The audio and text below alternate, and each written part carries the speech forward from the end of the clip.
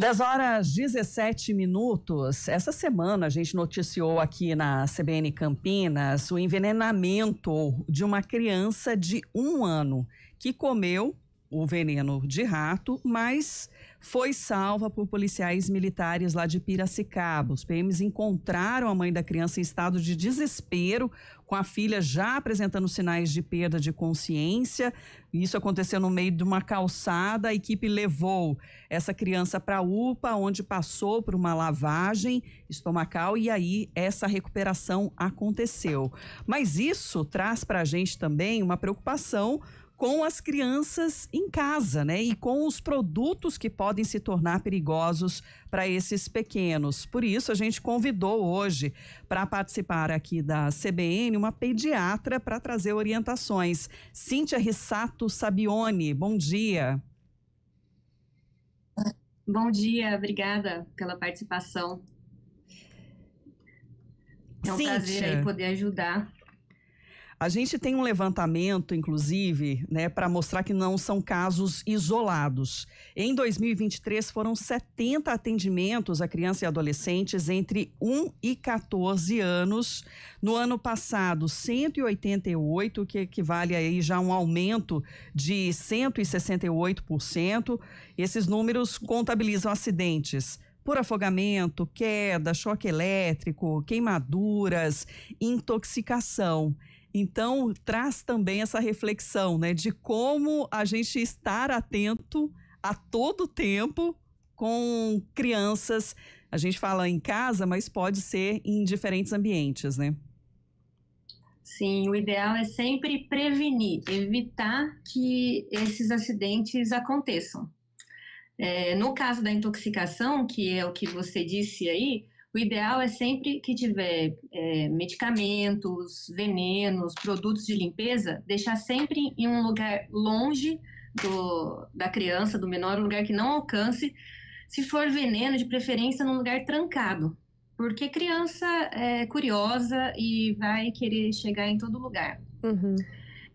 Tem produto de limpeza também, que hoje em dia é vendido sem aquela garantia da vigilância sanitária, que não tem a embalagem correta, não tem a tranca correta também. E então, normalmente são coloridos, né, doutora? Então, que atraem mais ainda a criança. Sim, é perigoso. E criança é curiosa, a gente está entrando, estamos entrando em junho, mas já vem as férias, e aí o perigo aumenta mesmo. A gente tem que estar super atento. Doutora, bom dia, agradecendo novamente pela sua participação aqui com a gente.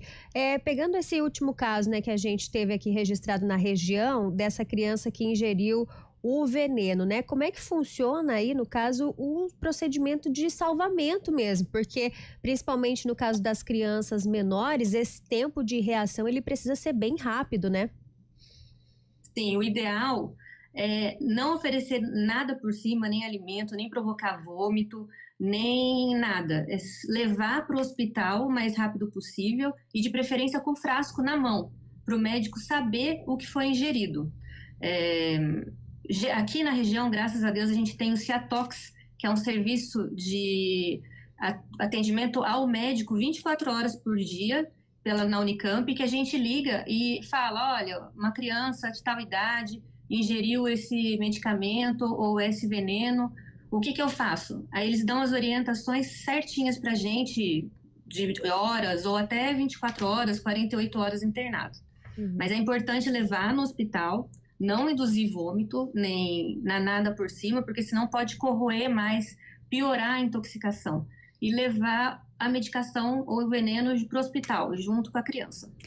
Os pais, numa situação dessa, desesperam com certeza, como foi o caso que aconteceu lá em Piracicaba. Agora, é preciso ter a calma, né? Até para poder identificar esse telefone de contato, né, do socorro, para ouvir também as orientações e passar o máximo de detalhamento também da situação, porque tudo isso impacta, né? A quantidade do produto, a idade da criança, o ambiente em que ela está, tudo isso pode fazer a diferença. Com certeza. E o ideal é evitar. E mesmo a intoxicação também pode ser por animais, viu? Por insetos.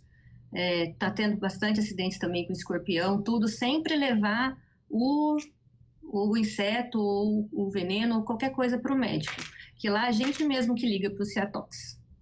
Agora a gente falou de algumas possibilidades, agora tem outras também, como de queimaduras. Nesse caso, é recomendado passar uma água fria, passar alguma pomada? Qual que é a orientação?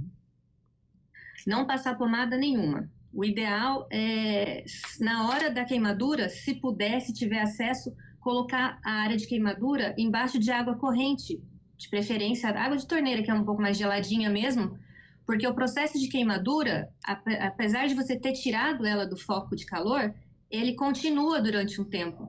Então, quando você deixa a área queimada embaixo da água, você diminui, você desacelera esse processo de queimadura para aliviar logo. E dependendo do grau de queimadura, você leva logo para o hospital também.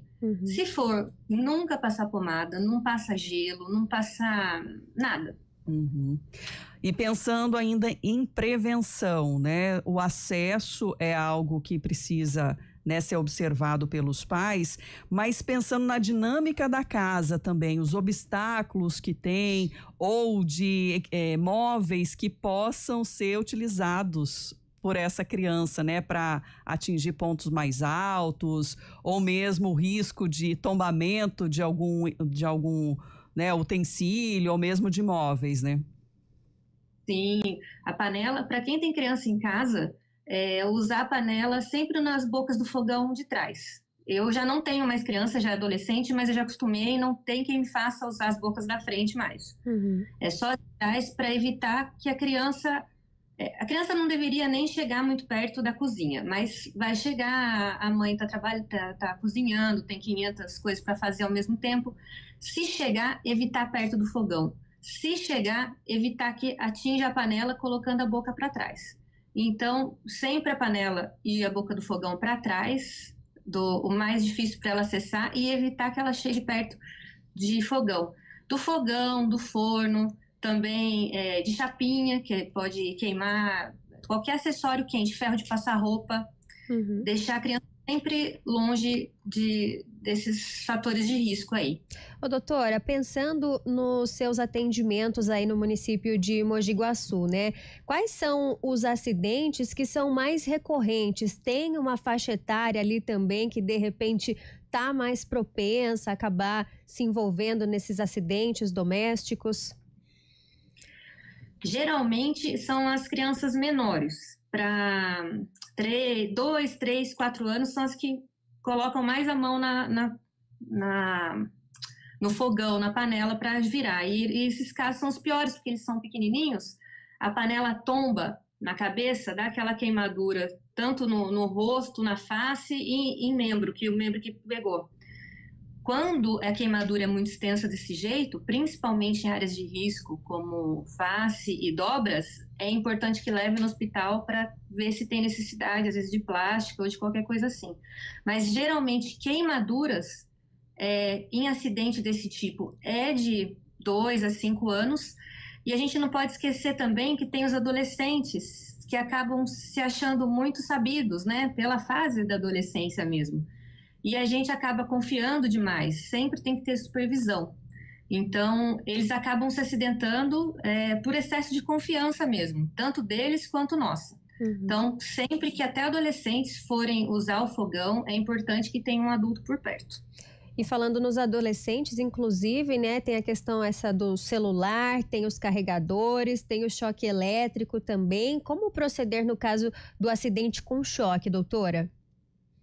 O ideal é desligar a fonte de energia, sempre. Tirar da tomada ou, se conseguir, desligar o fusível mesmo da parede. Se não conseguir, se o desespero for demais, porque às vezes a reação é imediata, né? E o pai nem para pensar. Sempre que relar nessa criança, não relar diretamente, senão o choque vai para você também que está tentando salvar.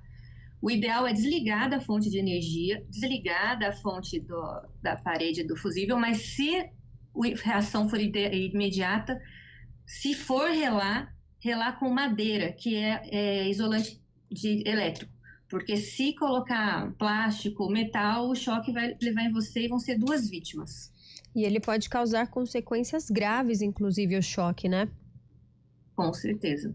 O choque pode ser leve, dar só uma queimadinha na ponta do dedo, ou pode pegar fogo mesmo, a eletricidade, como a gente viu vários celulares que pegam fogo e estouram, ou eles podem chegar, dependendo da descarga elétrica, a dar até parada cardíaca na pessoa. Então, não chegar perto de eletricidade é o ideal. Para as crianças menores, tampar sempre as tomadas, não deixar fio desencapado, não deixar fio solto. Às vezes a gente deixa o carregador ali e tira o celular ou tira o liquidificador ou o que for, e aquilo ali tem uma condução de energia ainda passando. Então, tirar da tomada qualquer equipamento elétrico, sempre. Atitudes simples aí que podem salvar vidas. Doutora Cíntia Rissato Sabione, pediatra, muito obrigada por estar com a gente e trazer as orientações para os ouvintes. Imagina, obrigado, prazer é meu. Obrigada, doutora. Até mais. CBN Campinas. Oferecimento Recap, Sindicato dos Postos de Combustíveis.